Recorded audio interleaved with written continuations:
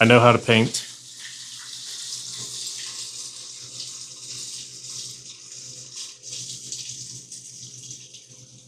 Good to know that works. I know how to paint. My mother and stepfather taught me a long time ago. And for the past few decades, I've painted on and off. I'm not a professional. I will also say that. Despite my skill level, I'm not a professional. I know this is not a great paint job. It's not supposed to be.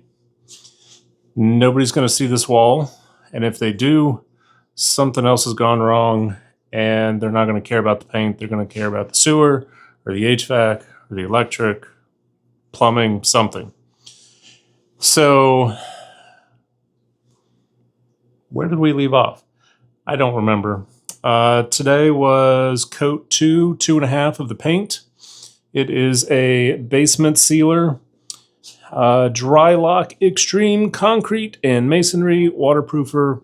I got really lucky. I got it for $15 a gallon because it was in the oops part of the paint department. So instead of paying $100, it was $30. Not bad. 70% off, 2 gallons. I'll take it. I used pretty much 2 gallons. This is roughly a 8 by 12 by 8 wall. Obviously, I had to do a lot of cutting in behind both plumbing, both sewer pipes, and the straps holding them up. I also cut in the corners where it butts up against existing structure. And then I cut in along the floor edge and the corner. And then I did my first coat. And then I came back. That was yesterday. I came back today, did my second coat, second and a half. I did 2 coats and then did some touch up. I hardly had anything left worth saving, so I just rolled it out. And it's 2.5, 2.25. Today I also got some rigid foam. I'll back up. Yesterday we got rigid foam. We got 7 sheets of 2-inch thick foam.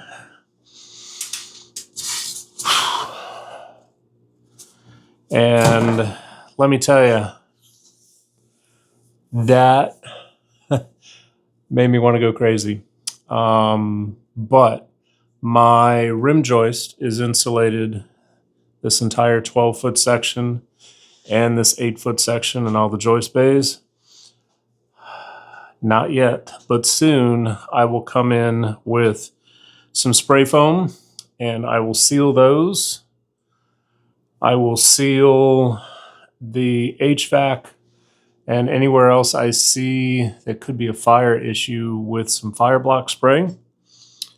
And then when I was cutting up here, I felt between the sill plate, so there's a rim joist, and then the sill plate, and then aluminum flashing, and then the block wall.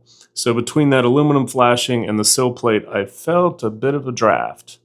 So I will probably spray some foam up there. I figure it's not going to hurt anything.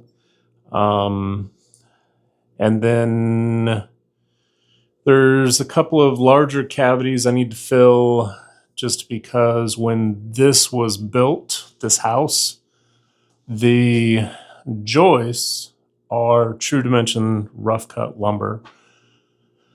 So it's a challenge sometimes. It is like trying to put a screw or a nail in steel. But there's some gaps, some not deficiencies, imperfections in some of the pieces of lumber. Not that big a deal, but I'll do that. So I've got this outside water faucet, and it was sitting on top of this block wall over here. I shimmed it up with some wooden shims, just to get it up just a little bit off of that cold surface. I may spray from, I don't know. We'll see how the spray foam lasts. That's it. I'm going to let this dry at least a day, maybe longer. And then my intent is to come in with that rigid foam and put that up against the block wall. I'll use some spray foam on the back, both as glue and a little bit of a gap, air gap. How I'm going to work around this, I do not know yet. I can get 2 sheets up here and I'm done, right? Nice smooth wall, no cuts, nothing. This is going to be a big old question mark. Talking to my dad this morning, I think I may get some 1-inch foam to put behind these pipes because I don't have 2 inches back here, but I can probably get 1-inch foam.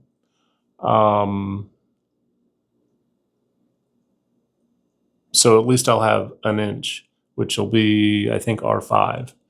And then have an inch and then backfill with 2 inches. But again, what that looks like, I'm not sure. We'll get there. We'll get there when we get there.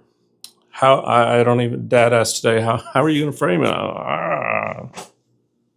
With wood. I don't know. So that's all I got. I'm tired. I got paint all over me. I'm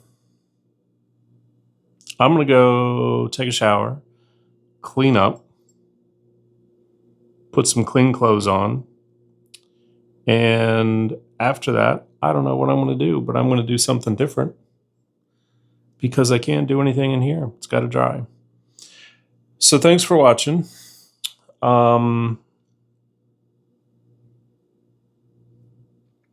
feel like I was going to tell you a lot of other stuff, and I don't remember now. Use a very sharp blade when you cut rigid foam. I had a brand new blade. Had to go scrounge one because 2 inches is bigger than you think. And this blade is now dull. And I don't have any replacements. Poor planning on my part. Man, I could talk all day about painting, but maybe I should save that for another video. That'll be boring as heck. Maybe I'll do that when I do the drywall. Because that, everybody will see and I'll want to do it right. Remind me. Okay. Y'all have heard enough of me talking. We'll see you later. Thanks for watching. Don't forget to like and subscribe. Turn your bell notifications on. Bye.